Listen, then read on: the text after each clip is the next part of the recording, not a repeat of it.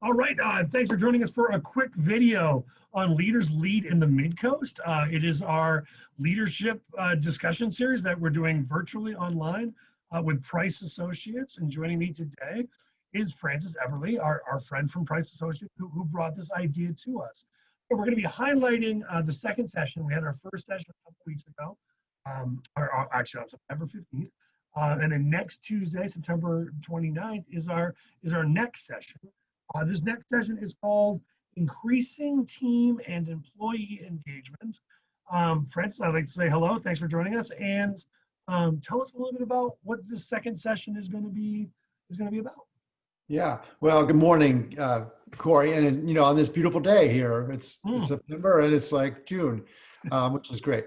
So I'm excited about this next session because it's really an extension of sorts from the previous one we had, which dealt with sort of internal feelings of stress. Now we're going to be looking at or diving deeper into behaviors, how that influences the ways in which you act, solve problems. And that really is what you then apply to your teams. So we'll take the knowledge that people will be gaining and then thinking about how that connects with their team. So it's a great step for a leader to begin to learn the dynamics of people.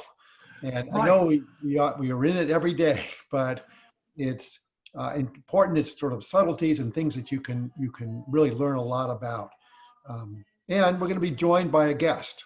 A colleague of mine, Whit Mitchell, is going to join us and talk a little bit about that team part of it.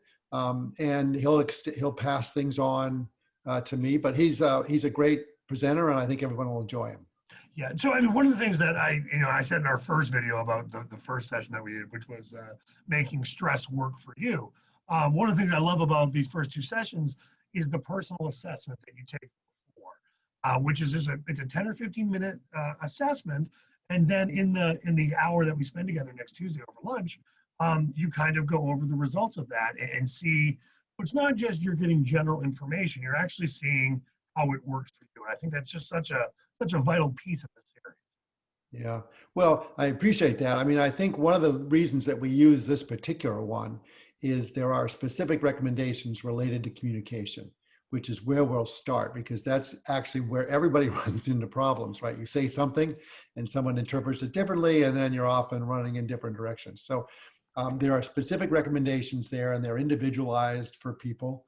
So for example, you may be a quick reactor. So if someone asks you a question, you kind of just go with what's right in your head at the moment. Or you might be a thoughtful person and we back up. You might be having to think it through when someone asks you the question. So you seem to be slower in how you're responding, even though it's not in your head slower, but to the other person is. So that's a very subtle thing, but it is apparent in the way in which people behave. And you can apply that into how you communicate with them so you can connect more quickly. A perfect example of that. I mean, I am very reactionary communicator. My wife, we call her a processor, where she will kind of roll something over in her head for 12 and 24 hours. And she often comes out with an answer that is better than the one that I came up with, off the cuff. So, well, it's really an interesting thing. And it actually applies to emails too. So I'll give you an example. Just recently, a colleague of mine was asking me about a reminder that he wanted me to send out. And, he wanted it by this day. And so I said, by the end of the day. And he came back and said, 5 o'clock. And so he said, I'm learning, how you react. And the difference there, it's really the same thing, essentially. But from his point of view, it's got to be specific and there has to be a deadline. And therefore, if you cross that deadline, then you've made a mistake, if you will, with him. And that's where conflicts can start, potentially, if you weren't aware of it. For me, I gave a more general one, which is a little bit friendlier, less sort of intense. So people might, feel, okay, that's warm. But on the other hand, for those that want the deadline, it's like, just tell me when. Anyway, so there are things, even in email, you can begin to detect and begin to work out how to communicate better with people. That's great. That's wonderful.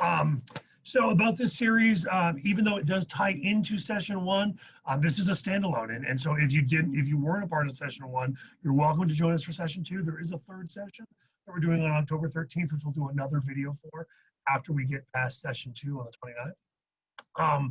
But if people want to sign up for it, you can log on to the chamber webpage at www.midcoastmaine.com. You can also email me. It's a long email. It's executive director@midcoastmaine.com. And let me know you're interested if you can't find where to sign up, and you can do that. But we had a great first session. I mean, what did you think of the first? Yeah, no, I thought it was really great. And the people that are in it have great ideas, advice, and you could tell they're already in a position where they're processing and thinking about how to apply these ideas, which is the whole point, right? Yeah. It's Yeah. everybody talking and thinking about it. So. And actually, everyone that's signed up so far has signed up for all the remaining sessions as well. So we've got a nice core group. It's around eight or 10 or something like that, and it's wonderful. And if you would like to join that group, you can do so on the chamber page, or like I said, email me. For instance, any parting piece you want to leave everybody with? I'll give you the last. No, one. I'll just say that more the merrier, please. If you want to sign up, it'd be great. You'll learn a lot about yourself, also how you apply that to about others, so you can communicate and be more effective. So that's, yeah. I think that's perfect. I think that is the last word. So yeah, you can see Francis and I next Tuesday from 12 to 1. It's okay if you eat during it, but it is an interactive discussion. So know that you might be talking with some lettuce in your mouth, and that's okay. We all know that we're busy people, and we just look forward to seeing you. So Francis, thank you, my friend. Thank you, Corey. All right. We'll see you next week. Sounds good.